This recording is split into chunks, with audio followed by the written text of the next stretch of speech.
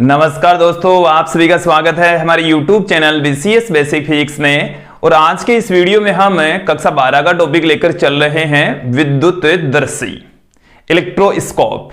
देखिए दोस्तों, इस वीडियो में आप देखेंगे कि विद्युत दर्शी क्या होता है, साथ में विद्युत दर्शी कितने प्रकार के होते हैं, उनके बारे में हम संपूर्ण जानकारी इस वीडियो में लेने वाले हैं।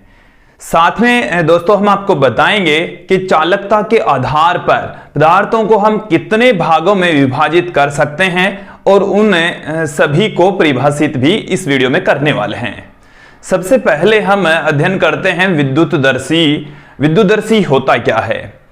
देखिए, नाम से स्पष्ट है कि विद्युत प्लस दर्शी। विद्युत का मतलब होता है आवेश, और किसी वस्तु पर उपस्थित आवेश का पता लगाने वाला जो उपकरण होता है उसे हम विद्युत दर्शी कहते हैं। एक ऐसा उपकरण जो किसी वस्तु पर उपस्थित आवेश की ध्रुवता का पता लगाता है। आवेश की ध्रुवता का अर्थ यह है कि वो धन प्रकृति का है या ऋण प्रकृति का है। इसको एकदम क्लियर कर लीजिए। ध्रुवता का अर्थ यहां पर यह है क्योंकि आवेश है वो दो प्रकार का होता है, धनावेश और ऋणावेश। तो ध्रुवता से यहां पर मतलब है कि जो किसी वस्तु पर उपस्थित आवेश होता है वो धन प्रकृति का है या ऋण प्रकृति का है। इसके बारे में जानकारी देने वाला जो उपकरण है वो है विद्युत दर्शी, इलेक्ट्रोस्कोप कहा जाता है। तो किसी वस्तु पर उपस्थित आवेश की ध्रुवता का पता बताने वाला, ध्रुवता के बारे में जानकारी देने वाला उपकरण विद्युत दर्शी कहलाता है। अब ये जो विद्युत दर्शी है वो दो प्रकार का होता है, सरल विद्युत दर्शी और स्वर्ण पत्र विद्युत दर्शी। दोनों के बारे में इस वीडियो में हम जानकारी लेने वाले हैं। सबसे पहले मैं यहां पर परिभाषित करता हूं कि विद्युत दर्शी क्या है। तो विद्युत दर्शी देखिए दोस्तों क्या है, मैं यहां पर इसकी डेफिनेशन पुट कर देता हूं। किसी वस्तु पर उपस्थित, तो किसी वस्तु पर उपस्थित,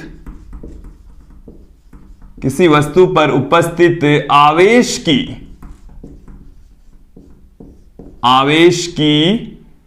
ध्रुवता, आवेश की ध्रुवता बताने वाला उपकरण, ध्रुवता बताने वाला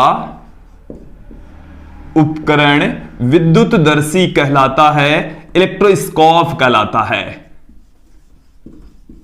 विद्युत दर्शी कहलाता है, विद्युत दर्शी कहलाता है। देखिए, आवेश की ध्रुवता, इस आवेश की ध्रुवता का मतलब क्या है? देखिए, आवेश की जो प्रकृति है वो दो प्रकार की होती है। आवेश हम जानते हैं, आवेश के प्रकार, आवेश दो भागों में हम डिवाइड करते हैं। बेंजामिन फ्रैंकलिन ने यह कहा था कि जो आवेश है वो दो प्रकृति का होता है, धनावेश और ऋणावेश। तो धन प्रकृति का हो सकता है आवेश या ऋण प्रकृति का हो सकता है। और यदि दोनों ही आवेश किसी वस्तु पर नहीं है तो उस वस्तु को हम अनावेशित या उदासीन वस्तु कहेंगे। यदि किसी वस्तु पर आवेश शून्य है तो वो वस्तु अनावेशित कहलाएगी। उस वस्तु को हम उदासीन वस्तु कह देंगे। उदासीन वस्तु का मतलब यह है कि किसी वस्तु पर उपस्थित कुल आवेश शून्य है, अनावेशित है। और अनावेशित होने का मतलब यह है कि उस वस्तु पर उपस्थित कुल जो आवेश है वो जीरो है, शून्य है। तो किसी वस्तु पर यदि आवेश उपस्थित होता है तो वो कौन सी प्रकृति का है, धनावेश है या ऋणावेश है, इसके बारे में जानकारी देने वाला जो उपकरण होता है उसे हम विद्युत दर्शी कहते हैं, विद्युत दर्शी कहलाता है। यहां तक डेफिनेशन एकदम क्लियर हो गई होगी। इसके पश्चात देखिए कि जो विद्युत दर्शी है वो दो प्रकार के होते हैं। विद्युत दर्शी के प्रकार, विद्युत दर्शी के प्रकार दो प्रकार के होते हैं। देखिए कौन कौन से हैं दो प्रकार। पहला जो प्रकार है वो है सरल विद्युत दर्शी, सरल विद्युत दर्शी, सिंपल इलेक्ट्रोस्कोप और दूसरा है स्वर्णपत्र विद्युतदर्शी। स्वर्णपत्र विद्युतदर्शी। सबसे पहले यहां पर हम अध्ययन करेंगे सरल विद्युतदर्शी के बारे में। देखिए सरल विद्युतदर्शी के बारे में यहां पर हम अध्ययन कर लेते हैं। स्वर्णपत्र विद्युतदर्शी में क्या होता है, उसकी बनावट क्या है, एक बार बनावट समझ लीजिए। देखिए दोस्तों, एक कांच की इस तरीके की बोतल होती है, बोतल नुमा उपकरण होगा ये, और उस बोतल नुमा उपकरण में निर्वात रखा जाता है।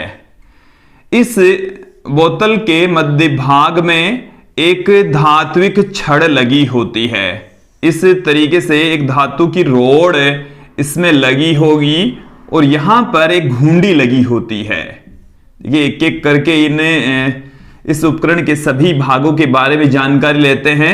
ये जो भाग होता है वो है धातु की बनी हुई घुंडी, एक वर्ताकार पार्ट होता है जिसे हम घुंडी कह रहे हैं, या इसके स्थान पर एक चकती भी हो सकती है। चकती का मतलब है सिक्के की भांति, और यहां पर घुंडी भी हो सकती है। इसका मतलब है कोई जो गोला है, छोटा सा गोली लगी हुई है ऊपर, इस धातु की बनी हुई है इस छड़ से। ये जो छड़ है वो भी धातु की है, तो इस छड़ को भी हम धात्विक छड़ कहेंगे। धात्विक छड़ इसे कहा जाएगा। इस सरल विद्युतदर्शी में यहां पर 2 एल्यूमिनियम की पत्तियां लगी होती है। 2 एल्यूमिनियम की पत्ती होगी इस तरीके से। ये हमारे पास में है एल्यूमिनियम की पत्तियां, एल्यूमिनियम की पत्तियां कह दीजिए या पन्नियां कह दीजिए, एक ही बात है। तो एल्यूमिनियम की यहां पर 2 पत्तियां लगी होती है। ये जो आप ढक्कन देख रहे हैं इस बोतल का, वो कॉर्क जो कि कुचालक है, कुचालक भाग का यहां पर ढक्कन है, और इससे ये धात्विक छड़ लगी हुई है।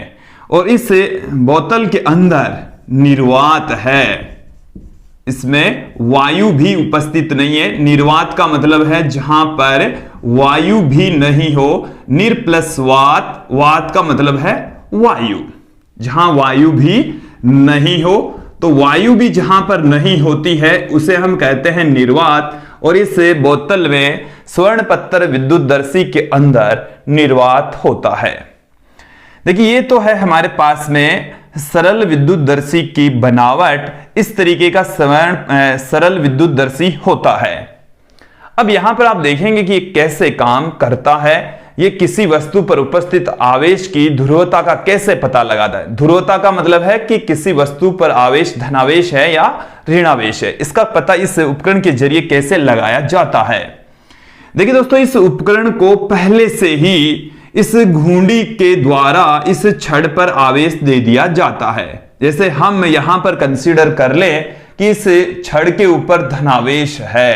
एक बार ध्यान देंगे यहां पर, यहां से हमने इस धात्विक घुंडी को आवेश दिया, तो ये जो धातु की छड़ है इस पर आवेश एक समान रूप से वितरित हो जाएगा। देखिए दोस्तों, किसी धातु को दिया गया आवेश उस पर एक समान रूप से वितरित हो जाता है, उस पर एक समान रूप से वितरित हो जाता है। तो यहां पर भी ये 2 पन्नियां हैं और दोनों पन्नियों को हमने इसे धातु की छड़ से लटकाया है, और इस धात्विक छड़ को जब आवेश देंगे तो ये जो आवेश है इनके ऊपर संपूर्ण भाग पर वितरित हो जाएगा। अब ये जो धात्विक पन्नियां है इनके बारे में भी समझ लीजिए कि ये जो दोनों धातु की पन्नियां है वो इस तरीके से है, अलग अलग है, अलग अलग है। और जब इनके ऊपर आवेश आता है, देखो समझे आप लोग इसे, कि जब इसको आवेश दिया गया तो इनके ऊपर धनावेश की मात्रा बढ़ती है। तो पहले ये जैसे ऐसे नीचे लटकी रहती है, और जैसे जैसे इनके ऊपर धनावेश आता है प्रतिकर्षण बल के कारण से फैल जाती है। ये इधर उधर घूमने के लिए स्वतंत्र है, घूमने के लिए स्वतंत्र है। इनके ऊपर इस तरीके से पेंच लगे होते हैं, और ये जो घर्षण रहित होते हैं, इस तरीके से ये फैल सकते हैं, सिकुड़ सकते हैं। तो जैसे जैसे इन पनियों के ऊपर धनावेश आएगा, इस पर भी धनावेश आएगा, तो ये प्रतिकर्षण बल के कारण से एक दूसरे से दूर हटेगी और दूर हटने के कारण से फैल जाएगी। तो ये फैल रही है, इसका मतलब है कि इसके ऊपर आवेश की मात्रा बढ़ रही है। तो यहां तक आप लोगों को समझ में आ गया होगा कि इस उपकरण को जैसे ही हम आवेश देंगे, जो धातु वाला पार्ट है उसके ऊपर संपूर्ण रूप से आवेश वितरित हो जाएगा। एल्यूमिनियम की पनियां है वो फैल जाएगी, दोनों पर आवेश समान रूप से वितरित हो जाएगा।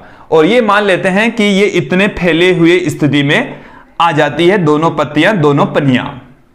इतना आप लोगों को आ गया होगा समझ में। इसके पश्चात देखिए कि जैसे हमारे पास में कोई वस्तु है और उस वस्तु पर उपस्थित आवेश का हमें पता नहीं है।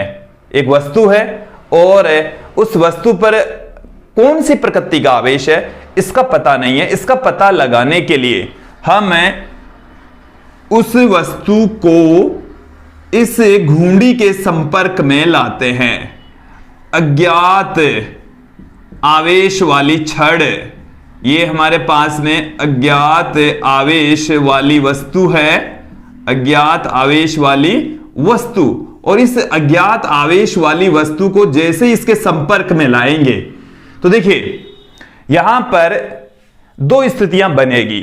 जैसे ही इसको इसके टच में करवाएंगे कि ये पनियां कुछ फैली हुई थी, अब यहां पर दो स्थितियां बनेगी कि ये और ज्यादा फैल जाती है या इससे ज्यादा सिकुड़ जाती है। या तो ये और ज्यादा फैल जाएगी या ये सिकुड़ जाएगी, दोनों में से एक स्थिति होगी। तो देखिए कौन सी स्थिति हो सकती है, इसको एक बार समझे। जैसे हम यहां पर कंसीडर कर लें, हमारे को वैसे पता नहीं है कि इसके ऊपर कौन सा आवेश है, लेकिन इसके ऊपर यदि धनावेश है, इसके ऊपर कौन सा आवेश है, मैं यहां पर अपने मन में सोच लीजिए कि यहां पर क्या है, धनावेश है। यहां पर धनावेश है तो इसके ऊपर धनावेश की मात्रा और बढ़ेगी, धनावेश की मात्रा और बढ़ेगी। और जैसे जैसे इस पर धनावेश बढ़ेगा इनमें प्रतिकर्षण बल बढ़ जाएगा, और जैसे जैसे प्रतिकर्षण बल बढ़ेगा तो ये जो पनियां है वो दोनों पनियां और ज्यादा फैल जाएगी। तो ये क्लियर कर लीजिए यहां पर कि यदि ये फैल रहा है, ये दोनों पत्तियों के बीच की डिस्टेंस बढ़ रही है, ये फैल रही है, इसका मतलब है कि इस अज्ञात वस्तु के ऊपर कौन सा आवेश है, धनावेश है। कौन सा आवेश होगा, धनावेश होगा। ये क्लियर हो गया। एक बार देखो फिर से मैं समझा देता हूं कि यदि इस वस्तु को इसके संपर्क में लाने पर यह पनियां यदि फैल रही है, इसका मतलब है कि इसके ऊपर और आवेश आ गया, जिसके कारण से इस पनियों के मध्य प्रतिकर्षण बल बढ़ा, जिसके कारण से ये और अधिक फैल जाती है। इसका अर्थ यह हुआ है कि इसके ऊपर आवेश की मात्रा बढ़ गई है, वो तभी बढ़ेगी जब इसके ऊपर धनावेश हो। तो अज्ञात वस्तु पर आवेश धनावेश होगा यदि ये पनियां फैल जाती है तो इसके ऊपर पहले से धनावेश है, और यदि पनियां फैल रही है इसका मतलब है कि जो वस्तु है ज्ञात आवेश वाली, हमें यह पता नहीं है कि इसके ऊपर कौन सी प्रकृति का आवेश है, वो धनावेशित होगी। क्लियर हो गया। अब देखिए दोस्तों, यदि इस वस्तु के ऊपर ऋणावेश है, इस वस्तु के ऊपर कौन सा आवेश है, ऋणावेश है, तो ऋणावेश होगा तो क्या होगा, देखिए ऋणावेश होगा तो ये जो ऋणावेश है इस धनावेश की मात्रा को कम कर देता है। इस छड़ पर उपस्थित आवेश की मात्रा कम हो जाएगी, धनावेश की मात्रा कम हो जाएगी, और इन एल्यूमिनियम की पनियों के ऊपर भी धनावेश की मात्रा कम हो जाती है। धनावेश कम होने के कारण से इनके मध्य प्रतिकर्षण बल भी कम हो जाएगा, ये सिकुड़ जाएगी। यदि ये सिकुड़ रही है इसका मतलब ये हुआ है कि ये जो अज्ञात आवेश वाली वस्तु है इसके ऊपर ऋणावेश होगा। इस अज्ञात आवेश वाली वस्तु के ऊपर कौन सा चार्ज होगा, ऋणावेश होगा। तो दोस्तों किसी विद्युतदर्शी की सहायता से इस तरीके से हम उस पर आवेश की प्रकृति का पता लगा सकते हैं। ये क्लियर हो गया होगा, समझ आ गया होगा। अब देखो इसकी कुछ कमियां हैं कि जो विद्युतदर्शी है उसमें कुछ कमी है। वो कमी क्या है वो मैं आपको बताता हूं कि जैसे ये हमारे पास में अज्ञात आवेश वाली वस्तु है और हमने यहां पर मान लिया कि इसके ऊपर ऋणावेश है, इसके ऊपर ऋणावेश होगा, तो ये जो ऋणावेश है वो ऋणावेश इसके ऊपर आएगा। तो ये जो ऋणावेश इसके ऊपर जैसे ही आएगा तो ऋणावेश और धनावेश दोनों एक दूसरे को उदासीन कर देंगे। फिर ये जो धनावेश और ऋणावेश है ये भी इसको उदासीन कर देंगे। और यदि यहां से जैसे जैसे ऋणावेश इसके ऊपर आएगा तो इस धात्विक छड़ पर उपस्थित जो आवेश है वो धीरे धीरे कम होगा। इसकी कमी समझ लीजिए आप लोग। धीरे धीरे यदि आवेश कम होगा तो संपूर्ण आवेश कम होता हुआ आवेश शून्य हो गया। तो आवेश शून्य हो गया तो ये दोनों यहां पर चिपक जाती है, क्योंकि इनके बीच में अब कोई प्रतिकर्षण बल नहीं रहा। तो ये दोनों एक दूसरे से पास में आ जाती है, सिकुड़ जाती है। इतना क्लियर हो जाना चाहिए। यदि इनके ऊपर पहले से धनावेश था और ऋणावेशित वस्तु को पास में लेकर आए तो ऐसी स्थिति आ सकती है। फिर देखिए ये ऋणावेश तो फिर से बढ़ेगा, फिर से इनके ऊपर बढ़ता जाएगा और बढ़ता बढ़ता इनके ऊपर फिर से जो पत्तियां हैं वो जो सिकुड़ गई थी, एक दूसरे के नजदीक आ गई थी, फिर से फैलेगी और फैलने के पश्चात ये वाली स्थिति फिर से प्राप्त हो सकती है। तो विद्यार्थियों, ऋणावेशित वस्तु के इसके संपर्क में लाएं और यदि वो पहले पत्तियां सिकुड़ रही है, इसका मतलब है कि वो वस्तु ऋणावेशित है, लेकिन सिकुड़ने के पश्चात वो फिर से फैल सकती है। ये इसकी एक तरीके से कमी ही समझिए कि हम फैलने का मतलब यही नहीं कह सकते कि वस्तु धनावेशित है। फैलने वाली कंडीशन तो ऋणावेशित वस्तु में भी हो सकती है, लेकिन उसमें पहले सिकुड़ेगी फिर फैलेगी। और यदि ये प्रक्रिया बहुत जल्दी होती है तो हमें उस अज्ञात आवेश वाली वस्तु की ध्रुवता का पता नहीं लग पाता है। इस वजह से इसमें एक ये कमी है। तो दोस्तों इसको एक बार समझ लेंगे कि जब ऋणावेशित वस्तु इसको आवेश इसको देंगे तो संपूर्ण जो धनावेश है वो उदासीन होकर इस पर ऋणावेश आ जाएगा, फिर से ये पत्तियां है वो फैल जाएगी। इस वजह से इस सरल विद्युतदर्शी की सहायता से हम अज्ञात आवेश का यथार्थता के साथ में पता नहीं लगा सकते कि कौन सी प्रकृति का। हालांकि यदि धनावेशित वस्तु है तो उसका आवेश पता लग जाएगा। ऋणावेशित वस्तु में भी एक बार सिकुड़ेगी पनियां और फिर फैलेगी, हालांकि पता लग जाता है। बट यदि आप ये जो फैलने सिकुड़ने की प्रोसेस बहुत तेजी से होती है तो हमें एग्जैक्ट आवेश का पता नहीं लग पाता है। ये इस विद्युतदर्शी की कमी है दोस्तों। तो ये था सरल विद्युतदर्शी और मुझे उम्मीद है सरल विद्युतदर्शी आप लोगों को समझ में आ गया। अब हम चलते हैं दूसरा इसका जो पार्ट है स्वर्णपत्र विद्युतदर्शी की ओर। देखिए स्वर्णपत्र विद्युतदर्शी भी इसी तरीके से ही काम करता है। दोनों की कार्यविधि में कोई डिफरेंस नहीं है, केवल बनावट अलग है। यहां पर एल्यूमिनियम की पन्नियों के स्थान पर सोने की पन्नियों का प्रयोग किया जाता है। सोने की पतली पन्नियों का प्रयोग स्वर्णपत्र विद्युतदर्शी में करते हैं, इसीलिए उसका नाम पड़ गया है स्वर्णपत्र। स्वर्ण का मतलब हो गया सोना और पत्र का मतलब हो गया पन्नियां। तो स्वर्णपत्र विद्युतदर्शी जिसमें सोने की पतली पन्नियां लगी होती है और उसकी सहायता से किसी वस्तु पर उपस्थित आवेश की ध्रुवता का पता लगाया जाता है। ध्रुवता का अर्थ है कि उस वस्तु पर धनावेश है या ऋणावेश है। तो अब हम यहां पर देखते हैं इस का सेकंड पार्ट स्वर्णपत्र विद्युतदर्शी। अब यहां पर हम देखेंगे इसका सेकंड पार्ट है स्वर्णपत्र विद्युतदर्शी। स्वर्णपत्र विद्युतदर्शी तथा सरल विद्युतदर्शी में प्रयुक्त पन्नियों का ही अंतर होता है। सरल विद्युतदर्शी में एल्यूमिनियम की पन्नियों का प्रयोग किया जाता है और स्वर्णपत्र विद्युतदर्शी में स्वर्ण अर्थात सोने की पन्नियों का प्रयोग किया जाता है। तो यहां पर आप देखेंगे कि जो स्वर्णपत्र विद्युतदर्शी है उसकी बनावट किस प्रकार की होती है। तो ये एक मैं स्वर्णपत्र विद्युतदर्शी का डायग्राम आप लोगों के सामने रख रहा हूं।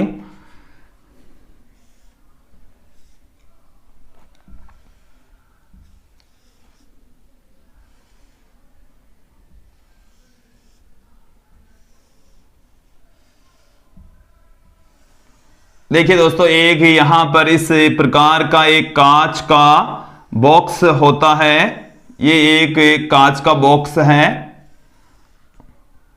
पूरा कांच का बना हुआ है और इस कांच के बॉक्स में यहां पर एक रबड़ का पार्ट लगा होता है और इस रबड़ के पार्ट से होती हुई इस रबड़ वाला जो पार्ट है इसमें एक हम धात्विक छड़ लगा देते हैं। ये सरल विद्युतदर्शी की भांति ही एक धात्विक छड़ इसके अंदर लगा दी है। ये हमारे पास में है धात्विक घुंडी, एक छोटी गोली लगी होती है, धातु की बनी होती है, और यहां पर लगाई जाती है 2 सोने की पन्नियां। 2 सोने की पन्नियां, ये है सोने की पत्तियां या सोने की पन्नियां। ये जो पात्र है वो है कांच का बना हुआ, कांच का निर्वातित पात्र है, कांच का निर्वातित पात्र होता है। अब यहां पर आप ध्यान देंगे कि पूरा का पूरा जो उपकरण होता है वो कांच का बना होता है और इस तरीके से इसकी व्यवस्था होती है।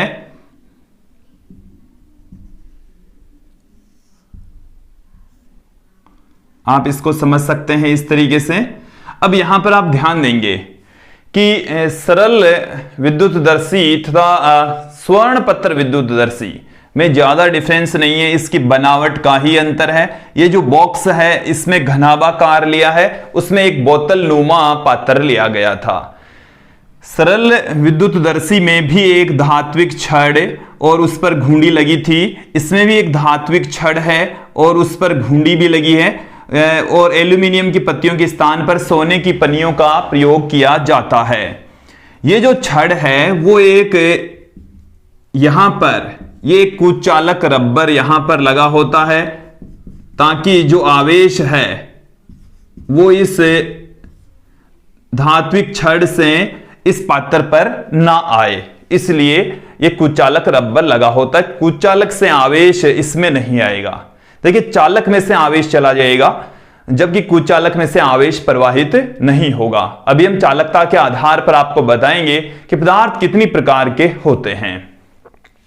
यहां पर आप ध्यान देंगे कि इसके ऊपर पहले से ही आवेश होता है। वो आवेश हो सकता है धनावेश हो सकता है वो ऋणावेश हो। हम यहां पर कंसीडर कर लेते हैं कि पहले से ही इसके ऊपर धनावेश होता है। और दोस्तों इसके संपर्क में अज्ञात आवेश वाली वस्तु लाते हैं। ये हमारे पास में वस्तु है जिस पर आवेश की ध्रुवता का पता नहीं है। अज्ञात आवेश वाली वस्तु, अज्ञात आवेश वाली वस्तु हमारे पास में है। अब ठीक उसी प्रकार से ही यदि ये दोनों सोने की पन्नियां फैल जाती है, इसका मतलब अज्ञात आवेश वाली वस्तु पर धनावेश है, क्योंकि धनावेश इसके ऊपर और आएगा तो प्रतिकर्षण बल बढ़ेगा, ये सोने की पन्नियां है वो फैल जाएगी। और यदि इस अज्ञात आवेश वाली वस्तु पर ऋणावेश है तो इस आवेश की मात्रा कम होगी। आवेश की मात्रा कम होने से इनके मध्य लगने वाला जो प्रतिकर्षण बल है वो कम होता जाएगा, ये पन्नियां सिकुड़ेगी और एक स्थिति ऐसी आएगी कि उसके ऊपर ये पन्नियां बिल्कुल, यदि इनके ऊपर आवेश शून्य हो जाता है तो निरावेशित हो जाएगी, प्रतिकर्षण बल नहीं लगेगा। तो सरल विद्युतदर्शी की भांति ही स्वर्ण पत्र विद्युतदर्शी काम करता है, इसमें सोने की पन्नियों का प्रयोग किया जाता है। तो दोस्तों ये था स्वर्ण पत्र विद्युतदर्शी। अब हम बात करते हैं चालकता, और चालकता के आधार पर पदार्थों को हम कितने भागों में डिवाइड कर सकते हैं। देखो इसमें आप लोग ये समझ लेंगे कि ये जो हमारे पास में जो वस्तु है वो है धात्विक वस्तु, और धातु एक चालक होती है, धातु विद्युत की चालक होती है। तो ये चालक है, और जबकि ये जो हमने रबड़ लिया वो है कुचालक। इसका मतलब है इसमें से आवेश प्रवाहित नहीं होता, इसकी चालकता बहुत कम, शून्य होती है, नगण्य होती है। अब देखिए दोस्तों इसके संपर्क में लाएंगे तो ही आवेश की मात्रा इस पर बढ़ेगी या घटेगी, संपर्क में लाना जरूरी है। यदि हम इसके संपर्क में नहीं लाते तो भी यदि किसी वस्तु पर आवेश प्रेरित होता है तो उस घटना को हमने लास्ट वीडियो में देखा, प्रेरण कहा हमने। प्रेरण जिसे हम इंडक्शन कहते हैं, प्रेरण का मतलब है आपने उसको छुआ नहीं फिर भी उस वस्तु को आवेशित कर दिया। वैसे जो प्रेरण वर्ड है वो प्रेरणा से मिलकर बना है, जिसे हम कहते हैं मोटिवेशन। तो किसी वस्तु पर उपस्थित आवेश को यदि मोटिवेट कर रहे हैं, उसको प्रभावित कर रहे हैं, तो उसको हम कहते हैं प्रेरण। उसको क्या कहा जाता है? प्रेरण कहा जाता है। जैसे ही हम आवेशित वस्तु को अनावेशित वस्तु के पास में लेकर जाएंगे तो उस अनावेशित वस्तु वाले आवेश भी क्या हो जाएंगे? विद्युतीय प्रभाव दर्शाएंगे, अपने स्थिति को बदलेंगे, और अपनी स्थिति को बदलते हैं तो उस घटना को ही हम कहते हैं प्रेरण। उस घटना को ही क्या कहा जाता है? प्रेरण कहा जाता है। देखिए समझिए, जैसे हमने देखा था कि ये गोला है हमारे पास में कुचालक स्टैंड पर रखा हुआ है। जैसे ही इसके पास में एक धनावेशित वस्तु को लाया जाता है तो इस गोले के अंदर इधर ऋणावेश प्रकट हो जाता है, इधर धनावेश प्रकट हो जाता है। हमने इसको बाहर से अतिरिक्त आवेश नहीं दिया है, लेकिन फिर भी इनके अंदर जो आवेश प्रकट हुआ ना, उसको ही हम कहते हैं प्रेरण। कि इसके पास में लाने से, आवेश बाहर से नहीं दिया लेकिन इसके पास में लाए बस, और पास में लाने से इसके अंदर जो मौजूद है, अंदर की जो शक्तियां हैं वो जागृत हो गई। अरे यदि आप लोग ऐसे समझिए कि कोई हमें मोटिवेशन देता है, तो मोटिवेशन देने का मतलब ये नहीं है जैसे हमारे को पढ़ाई से संबंधित कोई मोटिवेट करता है, तो यदि हमें कोई मोटिवेट बातें बताता है तो हम पढ़ाई से रिलेटेड मोटिवेट बातें करता है तो हम कुछ दिनों के लिए, कुछ घंटों तक हमारे अंदर एक ऐसी एनर्जी आ जाती है कि मैं अब 7 घंटा पढ़ूंगा, 5 घंटा पढ़ूंगा और इस साल इतने परसेंटेज बना लूंगा। इस तरीके की मोटिवेशन की बातें अंदर आ जाती है। तो जो मोटिवेट करने वाला है वो खुद पढ़ाई नहीं कर रहा, केवल वो तो बातें करता है, दूर से बातें करता है, और हमारे अंदर एक ऐसी भावना जागृत हो जाती है कि हम इतने घंटा पढ़ाई करेंगे और इतने परसेंटेज लेकर आएंगे। तो जो मोटिवेशन आता है उनकी बातों से, वही मोटिवेशन यहां पर ये जो छड़ है वो कर रही है, पास में आ रही है, बट इसके अंदर आवेश प्रेरित कर देती है, इसमें एक ऐसी शक्ति जागृत कर देती है जिसके कारण से इसके ऊपर आवेश प्रकट हो जाता है। तो इस घटना को ही हम कहते हैं मोटिवेशन, जिसका शॉर्ट जो रूप है प्रेरणा को हम कह रहे हैं प्रेरण, जिसे हम यहां पर इंडक्शन कह रहे हैं। बाहर से आवेश नहीं दे रहे, केवल बातें की जा रही है और उन बातों से ही आपकी बॉडी में कुछ ऐसी शक्तियां, ऐसी ऊर्जा जागृत हो गई जो आपको पढ़ने के लिए प्रेरित कर रही है। और ठीक उसी प्रकार से ये वाली जो छड़ है वो भी यहां पर आवेश प्रेरित करने का काम करती, जिसको हम प्रेरण कहते हैं। जिसे क्या कहा जाता है? प्रेरण। ये वर्ड कक्षा 12 की भौतिकी में चलता ही रहेगा, इसलिए इसको एकदम क्लियर कर लीजिए प्रेरण क्या है। अब हम आपको बताते हैं कि चालकता क्या है, कि आवेश प्रवाह का जो गुण होता है उसको हम कहते हैं चालकता। कि किसी वस्तु में आवेश प्रवाह का जो गुण है उसको हम कहते हैं चालकता। तो चालकता के आधार पर पदार्थों का वर्गीकरण, चालकता के आधार पर, चालकता के आधार पर पदार्थों का वर्गीकरण, पदार्थों का वर्गीकरण। चालकता के आधार पर पदार्थों को हम 3 भागों में डिवाइड कर सकते हैं, 3 भागों में विभाजित किया जा सकता है। चालक, जिसे हम सुचालक भी कहते हैं, दूसरा है कुचालक, जिसे हम विद्युत रोधी भी कहते हैं, और तीसरा जो पार्ट है वो है अर्धचालक। अर्धचालक, एक एक करके देखिए इनको। पहले तो ये जो वर्ड है चालकता, ये क्या है? यह है किसी पदार्थ का ऐसा गुण जो यह बताता है कि उस वस्तु में से कितनी मात्रा में आवेश प्रवाहित हो सकता है। तो आवेश प्रवाह को बताने वाला जो गुण होता है उसी को ही हम चालकता कहते हैं। यदि आवेश ज्यादा मात्रा में प्रवाहित हो रहा है, इसका मतलब उस पदार्थ की चालकता अधिक है। आवेश कम मात्रा में प्रवाहित होता है, इसका अर्थ यह है कि उसकी चालकता कम है। तो आवेश प्रवाह ही चालकता है। आवेश ज्यादा मात्रा में प्रवाहित हो रहा है तो वो उसकी चालकता अधिक, आवेश कम मात्रा में प्रवाहित हो रहा है तो उसकी चालकता कम। अब यहां पर देखिए कि इसे चालकता के आधार पर हम पदार्थों को 3 भागों में विभाजित कर सकते हैं, 3 भागों में उसे डिवाइड कर सकते हैं। देखिए एक एक करके देखिए।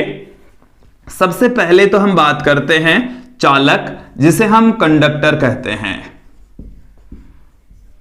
देखिए इसे कंडक्टिविटी कहते हैं। चालक क्या होता है कि वे पदार्थ जिनमें से आवेशों का प्रवाह आसानी से होता हो, आवेशों का प्रवाह आसानी से हो रहा है, उनमें उत्पन्न आवेशों के मार्ग में उत्पन्न बाधा बहुत कम होती है, तो उन पदार्थों को हम चालक कहते हैं जिनमें आवेश प्रवाह इजी तरीके से हो रहा है। आवेश प्रवाह क्या होता है? इजी तरीके से होता है, तो उसको हम चालक कहते हैं, चालक कहा जाता है। अब चालकों के एग्जाम्पल की बात करें तो जितने भी धातु होते हैं, धात्विक पदार्थ होते हैं, सभी विद्युत के कुचालक, विद्युत के चालक होते हैं, विद्युत के चालक के उदाहरण होते हैं, विद्युत के चालक। तो एल्यूमिनियम है, इसका एग्जाम्पल देखिए चालक का, एल्यूमिनियम है, सोना है, चांदी है, तांबा है, जितनी भी धातुएं होती है वो सारी की सारी क्या है? विद्युत की चालक होती है, उनमें से आवेशों का प्रवाह आसानी से होता है दोस्तों। अब जैसे लोहा है, तांबा है, एल्यूमिनियम है, चांदी है, ये विद्युत की चालक होती है, इनमें से आवेशों का प्रवाह आसानी से होता है। और जो चांदी होती है वो सबसे अच्छी चालक होती है, सबसे ज्यादा उसमें चालकता का गुण पाया जाता है। सर्वाधिक चालक जो वस्तु है, पदार्थ होता है, वो होती है चांदी, और उसके पश्चात नंबर आता है तांबे का। तो दोस्तों सर्वाधिक जो चालकता का गुण होता है वो चांदी में होता है, उसके पश्चात तांबे का नंबर आता है। एल्यूमिनियम भी चालक होती है, लोहा भी चालक होता है, धातुएं सभी चालक ही होती है। तो जिनमें आवेशों का प्रवाह आसानी से होता है वो चालक कहलाते हैं, विद्युत चालक कहलाते हैं। सेकंड जो पार्ट है वो है कुचालक, जिसे हम इंसुलेटर कहते हैं। इंसुलेटर, इंसुलेटर किसे कहा जाता है? देखिए कि वे पदार्थ जिनमें आवेशों का प्रवाह बिल्कुल नहीं हो, आवेश के मार्ग में जो बाधा है वो अत्यधिक हो, कुचालक कहलाते हैं। कि ऐसे पदार्थ जिनमें से धारा का प्रवाह नहीं हो पाता हो, आवेश प्रवाहित नहीं हो पाते हैं, कुचालक कहलाते हैं। और जो हमने इस चैप्टर में घर्षण विद्युत का पार्ट पढ़ा, जिसमें दो वस्तुओं को हम आपस में रगड़ते हैं, दो वस्तुओं को जब आपस में रगड़ा जाता है तो दोनों वस्तुएं आवेशित हो जाती है, तो वो जो दोनों ही वस्तुएं हम लेते हैं वो कुचालक वस्तुएं हम लेते हैं। नहीं तो हो सकता है कि जैसे चालक वस्तुएं लें तो उनके ऊपर जो आवेश है, जहां पर हम घर्षण करते हैं वहां पर मौजूद नहीं रहता, वो संपूर्ण वस्तु पर एक समान रूप से वितरित हो जाता है। इस वजह से जो वस्तुएं हैं वो कुचालक ही ली जाती है। देखिए दोस्तों, जो वस्तुएं हैं वो कुचालक है, कौन कौन सी इसकी एग्जांपल देखिए। जैसे हमने रेशम का कपड़ा लिया, ऊन का कपड़ा लिया, बिल्ली की खाल ली, पक्षियों के पंख लिए, एबोनाइट की छड़ ली, कांच की छड़ ली, प्लास्टिक की छड़ ली, एम्बर लिया, तो ये सब कुचालक के उदाहरण हैं, कुचालक के एग्जाम्पल हैं। अब हम इसका जो तीसरा और अंतिम पार्ट है उसकी ओर चलते हैं, अर्धचालक। अर्धचालक क्या है? कि ऐसे पदार्थ जिनकी चालकता चालकों से कम और कुचालकों से अधिक हो, ये दोनों के मध्य का भाग होता है अर्धचालक। इसकी जो चालकता है वो चालकों से तो कम होती है, इसकी चालकता सर्वाधिक, इसकी चालकता न्यूनतम, और इसकी जो चालकता होती है वो चालकों से कम और कुचालकों से अधिक होती है। इसे सेमीकंडक्टर कहा जाता है, अर्धचालक कहा जाता है। तो वे पदार्थ जिनकी चालकता चालकों से कम और कुचालकों से अधिक हो, अर्धचालक कहलाते हैं, सेमीकंडक्टर कहलाते हैं। अब इसके एग्जाम्पल देखिए, सिलिकॉन है, जर्मेनियम है, और सिलिकॉन जर्मेनियम से बने हुए जो भी पदार्थ हैं मोस्टली अर्धचालक ही होते हैं। तो सिलिकॉन है, जर्मेनियम है, आर्सेनाइड फास्फाइड है, एंथ्रासाइट है, मादी थैलोसियानिस है, तो वो इनके एग्जाम्पल होते हैं। तो सिलिकॉन इसका एग्जाम्पल है दोस्तों। इसके अलावा जर्मेनियम इसका एग्जाम्पल है, गैलियम आर्सेनाइड फास्फाइड है, गैलियम आर्सेनाइड भी होता है। तो ये इनके एग्जाम्पल हैं जो अर्धचालक के बारे में हमें, अर्धचालक के उदाहरण होते हैं दोस्तों। तो ये हैं अर्धचालक के उदाहरण। तो दोस्तों ये थे चालकता के आधार पर पदार्थों का वर्गीकरण। और इस वीडियो में आपने देखा कि विद्युतदर्शी क्या होता है, विद्युतदर्शी कितने प्रकार के होते हैं, और ये जो चालकता के आधार पर हमने पदार्थों को वर्गीकृत किया, इसके बारे में भी इस वीडियो में देखा। तो आज के इस वीडियो में इतना ही। धन्यवाद दोस्तों।